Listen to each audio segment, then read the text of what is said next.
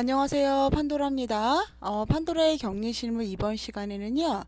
자금 흐름표 작성법에 대해서 이야기 좀 나눠볼게요. 여러분, 실질적으로 저희가 예전에 현금 흐름표를 만드는 것 때문에 한정을 받고 그랬던 기억들이 혹시 나실 거예요. 그죠? 예, 저도 나는데 막 저도 그래서 막 고민하면서 막 다른 분한테 도움 청하고 막 그랬던 기억이 나요. 저도 막 엄청 오랫동안 고민을 하고 막 이랬던 기억이 저도 납니다. 그래서 뭐 한정 한정이다 막 어쩌죠 막 이래가지고 되게 힘들었던 그 기억이 나는데 다행히 요즘은 현금 흐름표는 작성을 안 해도 되더라고요. 근데 제가 요즘 유튜브에서 현금흐름표 쉽게 작성하는 법을 본 거예요. 아, 그러니까 저런 방법이 있었구나. 저 방법으로 썼으면 나도 훨씬 쉽게 만들 수 있었구나. 이렇게 생각이 들었어요. 근데 이게 뭐 현금흐름표 2016년도, 17년도 이때잖아요. 16년도였던 것 같아요. 그죠? 그때는 제가 유튜브를 이렇게 접하지 않았고, 이렇게 많은 유튜버들이 활동을 안 할 때라 저도 만들 줄을 몰라서 되게 막 힘들었던 기억이 납니다.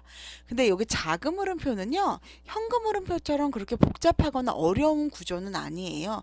근데 자금 흐름표는 왜 만드냐면은 여러분, 실질적으로 자금이라는 게 뭐죠? 내 돈이라는 거잖아요. 그죠? 현금이랑 똑같은데, 자, 여러분, 우리 통장에 예금이랑 현금이랑 통장 있잖아요. 이 금액 있죠? 요 금액들이 어디에 쏙쏙 들어있는지 그거를 표시를 해주는 거예요.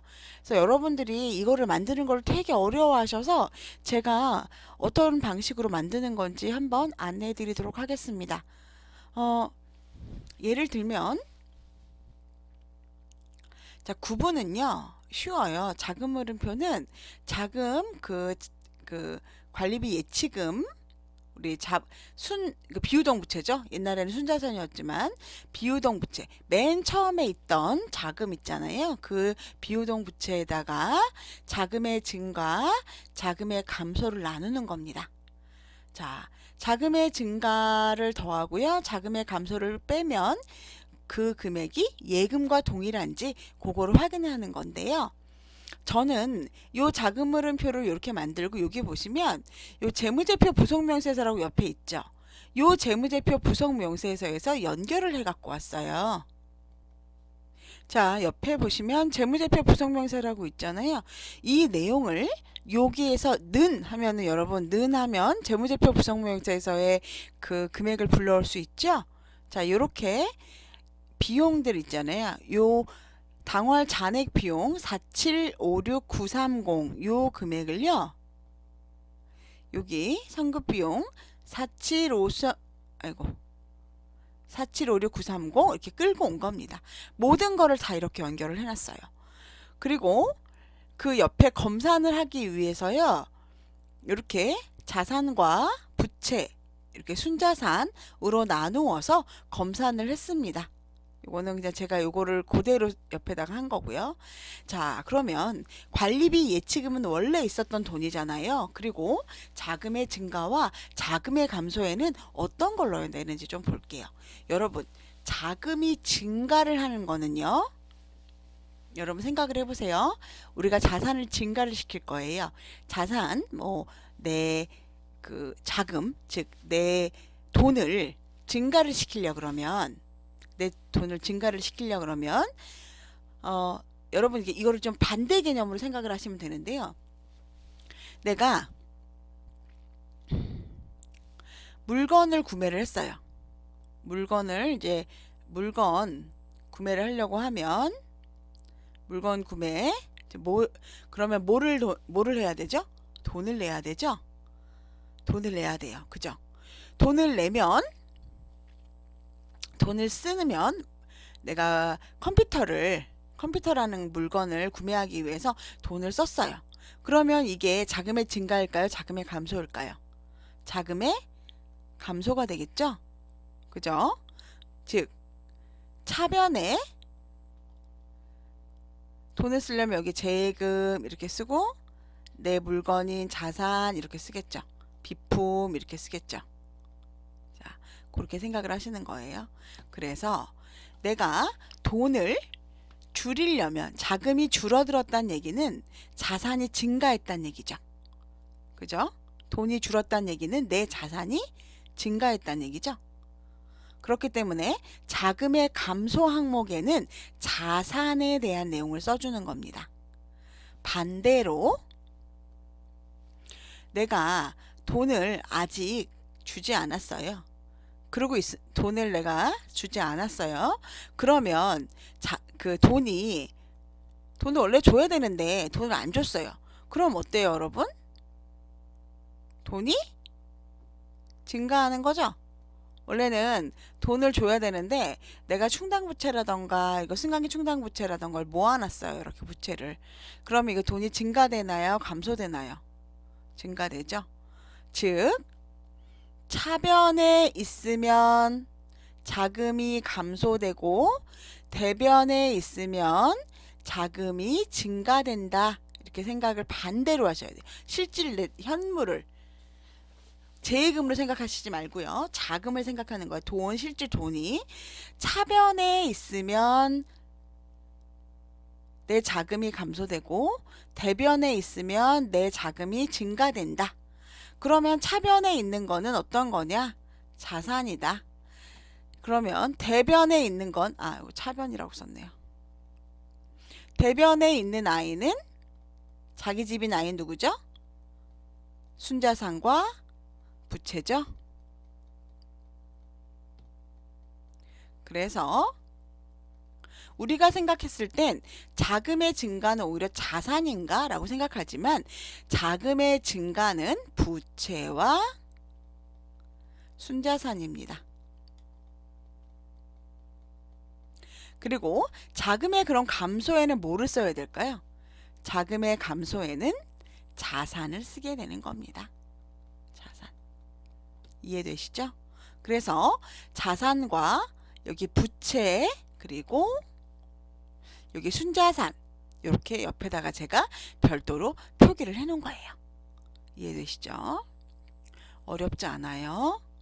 자, 관리비 예치금 원래 있었던 내 돈에 자금의 증가를 더하고 자금의 감소를 뺄 건데 자금의 증가라는 거는 내가 자금이 증가가 되려면 그러면 돈을 안 써야 되잖아요. 그죠? 그런 개념으로 돈을 안 써야 돼요.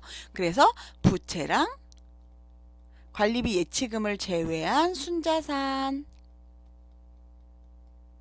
들어간다. 자금의 감소는 그럼 뭘까요?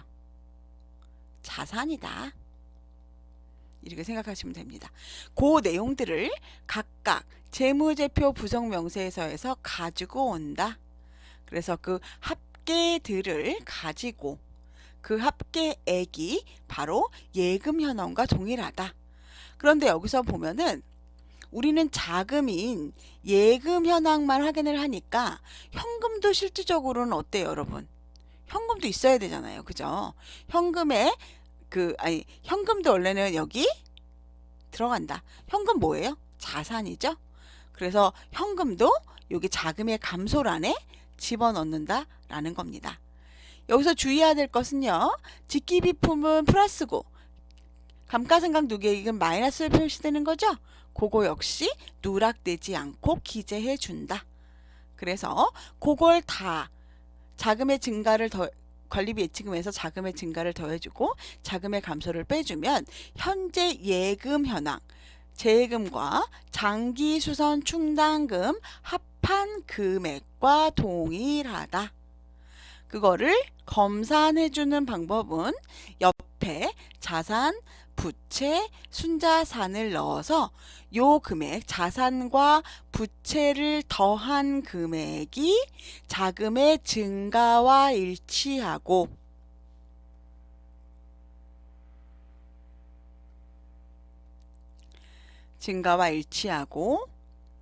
자산에서 대신에 뭐는 여러분 빠져야 될까요? 자금의 증가 중에서 뭐는 빠져야 될까요? 관리비 예치금은 빠져야겠죠. 왜 빠져야 될까요? 위에 올려져 있으니까. 예. 자, 부채와 순자산 중에서 별도로 빠져있는 관리비 예치금을 빼고 나머지 것들의 합이, 부채와 순자산의 합이 자금의 증가다. 그 반대로 자금의 감소는 뭐를 빼야 될까요, 여러분? 돈을 빼야 되겠죠? 재예금하고 뭘 빼야 될까요, 여러분? 장기수선 충당금, 예치금. 요거 두 개를 뺀 나머지 금액이 자금의 감소다. 이렇게 이해하시면 될 것 같습니다. 여러분들이 저도 사실은 이거를 여러분처럼 저도 이해를 잘 못했어요, 사실. 저도 그냥 뭐 옛날에 하시던 분들 거 보고 막 만들고 막 이랬거든요. 그러다가 어느 순간에 갑자기 이걸 보니까 얘는 부채랑 여기 자금의 감소에는 자산이 들어가고 이 자금의 증가에는 부채랑 순자산이구나. 근데 이상하다. 왜 이게 내 생각에는 자산이 왠지 정말 자금이 증가하는 것 같잖아요. 근데 자산이 증가하려면 그만큼 뭘 사야 되잖아요. 내 자산, 뭐 컴퓨터를 사야 된다거나 아니면은 여러 가지 뭐 미수관리비나 미부관리비나 이런 게 늘어나려고 그러면은 내 돈을 써야 되잖아요. 그러니까 자산은 자금의 감소 항목에다 쓰는 거고 부채랑 순자산은 자금의 증가에 쓰는 거구나. 이렇게 기억하게 된 겁니다. 알게 된 겁니다. 여러분도 아마 요거가 되게 어려워 하시는 것 같아서 제가 한번 설명을 드렸고요. 요 현금 흐름표 요 폼을 제가 좀 올려드릴게요. 근데 이게 제가 의미가 없는 게 제가 이걸 올려드려도 제가 여태까지 의미가 없다고 생각을 했던 게 요런 것들이 각각 다 다르잖아요. 여러분들 자산부채 자본이 각각 항목이 다르잖아요. 그래서 제가 크게 의미가 없다고 생각해서 이거를 한 번도 올려드리질 않았던 거예요. 요거 한번 여러분 제가 올려드리지 않아도 요 폼을 보고 만드실 수 있을 거라고 저는 생각을 하고요. 자, 관리비 예치금에다가 거기다가 자금의 증가는 부채랑 순자산 넣고 자금의 감소에는 자산 넣고 혹시 현금이 있다면 현금도 자산이니까 현금에 넣고 요 단지는 현금이 없어서 현금이 없는 거예요. 그거를 재예금, 관리비랑 재예금이랑 장기수선 충당 예치금 실제로 통장 있잖아요. 통장 잔액을 기재해 갖고 얘랑 같은지 확인하면 됩니다. 이 두 개가 같으면 맞는 거예요, 여러분. 그리고 요렇게 각각 요 표를 요렇게 하나하나 이렇게 기재를 해 놓잖아요, 여러분. 그러면 어때요? 이 주석과 재무제표와 연결해 놓으면은 재무제표의 부속명세서에서 한 개도 누락되는 게 없겠죠. 그래서 저는 이렇게 연결해 놓는 겁니다. 네, 다시 한번 자산 중에서 빠지는 거는 뭐랑 뭐? 재예금과 장기수선 충당 예치금, 통장 잔액은 요 밑으로 내려가야 되니까 같이 들어가면 안 된다. 그리고 부채 중에서 여기 자금의 증가에서 빠져야 될 거는 관리비 예치금. 왜냐? 위에 있으니까. 이렇게 생각하시면 될 것 같습니다. 여러분 한번 만들어 보시고요. 요 밑에다가 어려워요 라고 하시거나 선생님 설명 듣고 이해가 됐어요. 이렇게 글 달아주시고요. 난 그래도 이 샘플이 좀 있었으면 좋겠습니다 하고 하시면 제가 여러분들이 요청하시면은 제가 한번 올려보도록 하겠습니다. 어렵진 않으시죠? 예, 위에 자금의 증가에는 부채와 순자산 대신 관리비 예치금을 위에 했으니까 뺀다. 자금의 감소에는 자산을 넣는데 재예금이나 우리 재예금 통장, 재예금 돈 들어있는 통장 잔액과 장기수선 충당금 예치금 통장 잔액은 별도로 빼서 얘랑 확인하는 거니까 당연히 여긴 집어넣지 않는다. 이렇게 이해하세요. 한번 해보시고요. 궁금 안 되시면은 다시 여기 댓글 달아주세요. 좋은 하루 되시고요. 다음에 뵙겠습니다.